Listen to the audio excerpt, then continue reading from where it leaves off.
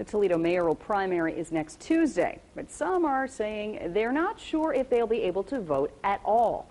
Fox Toledo's Christy Lee is live with why.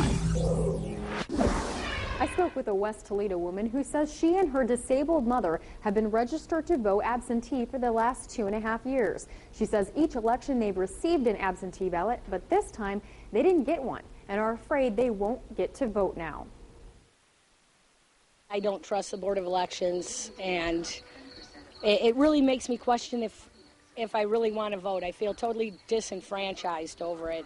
Dawn Byrne didn't want to appear on camera, but she says she wants to be a voice for others who didn't get absentees this election. Every election comes, I've never had to register except for the first time I wanted the absentee ballots.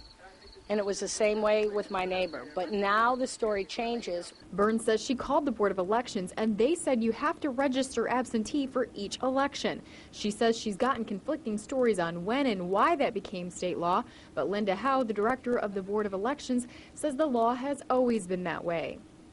We would have no way of knowing that a person still lived at that address or that a person is in fact still living. So that's, part of an explanation why people are required to submit their request in writing for each election. Howe says they have been getting a lot of calls from people asking about absentee ballots, but she says if anyone is concerned about having their vote count, they can visit the early voting center. As you can see, we have handicap spots. They can drive up. The entrance is accessible. We'd be willing to help however we can.